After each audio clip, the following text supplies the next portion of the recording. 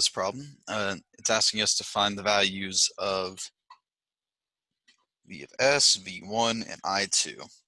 So looking at where these are located, v of s, I1, or v2, and then v1. And they name I1 and I2 for us there. Okay. So looking at this problem, we know that 3 amps are going to come in this way and split up down this way and this way. So if we want to find what those are, what we can do is we can break this down into an equivalent resistance. So if we want to find what I1 is, we see that the current's being broken up, so we can say I1 is equal to our equivalent over, I'll call it R1, so we R2, times I of the source, where we see this will be in series, and then after we combine those in series, these will be in parallel.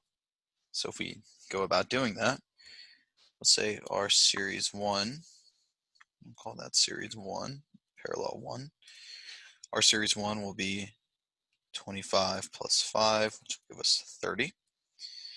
And then we'll have the 30 in parallel with the 20. So our parallel 1 will be our series 1 times R1 for our series 1 plus R1, which will give us 30 times 20 over 30 plus 20.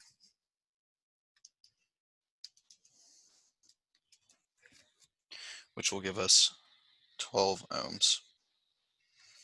Okay, so now, and this will be our equivalent. So now if we want to find what I1 is, we can just say I1 is equal to 12 divided by 20 times 3 amps.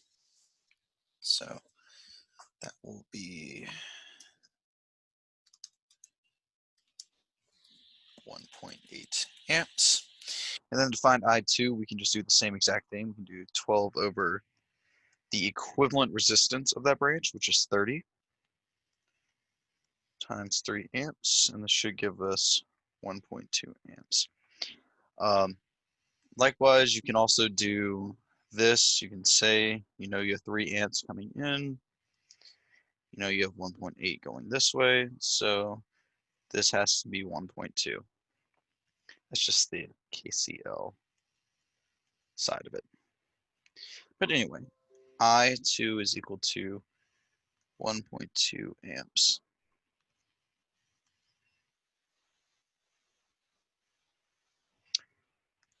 Okay, and since we know what I1 is, since we found that, we know the resistance value, we can say voltage across 1 is going to be equal to I1 times R1, which will give us I1, which is 1.8 amps.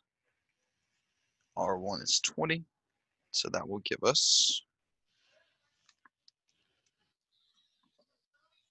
36 volts for V of 1.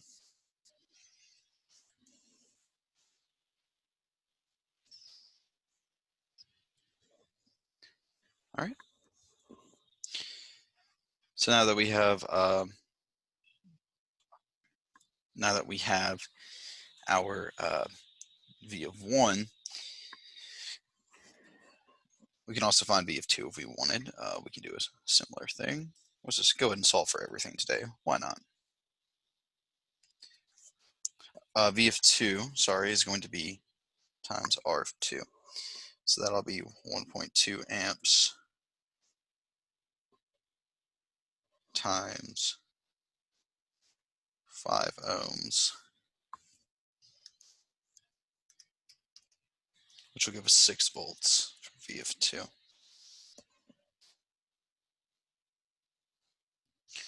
right.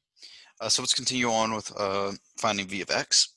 So V of x, if we were to come here and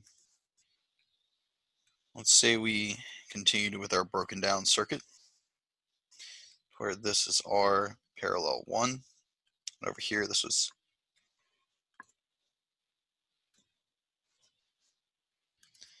this is 6 ohms from before, and we know that these two are going to be in series now, so call that series 2.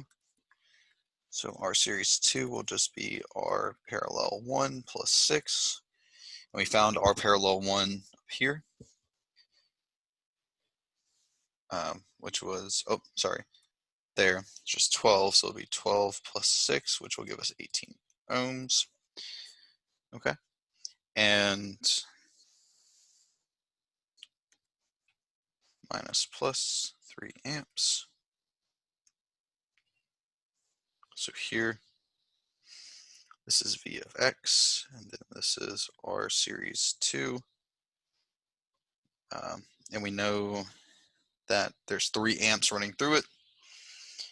So if we go do a KVL on it real quick, we'll hit minus V of X plus V R S2 is equal to 0. So we get minus V of X plus 3 amps times 18 ohms is equal to 0. So therefore V of X is going to be equal to 3 times 18, give us 54 volts for V of X. All right, and there we go.